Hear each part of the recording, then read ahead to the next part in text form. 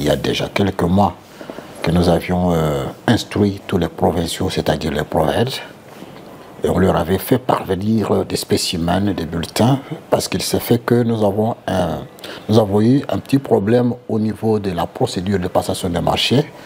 Et vous savez, généralement, dans ce domaine là-bas, il faut respecter tous les délais, etc. Et donc, quelques retards se sont invités, mais les dispositions étaient déjà prises avant pour qu'on ne se retrouve pas au jour de la proclamation sans bulletin.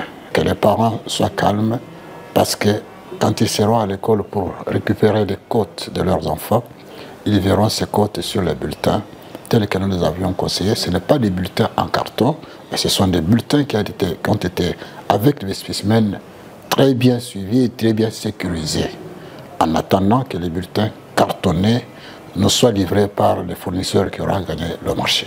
Mais ce sont les bulletins qui sont officiellement prévus pour que les cotes des enfants soient enregistrées, et qu'il y a même un de nos services techniques, CERNI, qui va certifier ça sur terrain pour s'assurer que c'est conforme aux spécimens qui reflètent les exigences techniques d'un bulletin à la date d'aujourd'hui. Ça ne dépend pas directement de nous.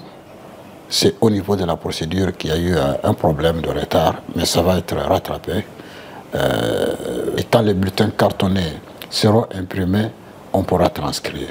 Il n'y a pas à dramatiser, il n'y a pas à s'agiter. Nous avons pris ces dispositions et les provinciaux sont à pied d'œuvre. Il y en a même qui ont soulevé le cas pour dire l'argent, etc. Non, les établissements d'enseignement ont des frais de fonctionnement. Vous comprenez? Les privés, ils savent comment ils s'y prennent d'habitude. Vous savez, dans notre pays, les gens ont pris goût à faire des déclarations. Mais les personnes averties viennent vers nous comme vous l'avez fait.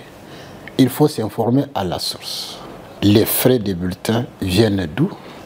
Quand il s'agit des privés, quand il s'agit des écoles confessionnelles ou conventionnées, quand il s'agit des écoles primaires qui sont dans la gratuité. Ça, c'est du n'importe quoi.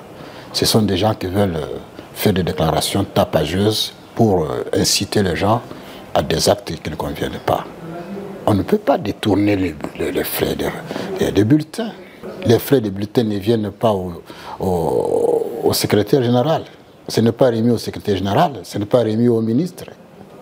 Non. Je vous dis que comment dirais-je, le processus rigoureux est en cours. Quand on dit processus rigoureux, ça veut dire quoi? Le processus de passation des marchés. Quand on attribue le marché à tel, ça ne sera pas produit gratuitement. Il y a de l'argent et ce processus n'est pas encore terminé.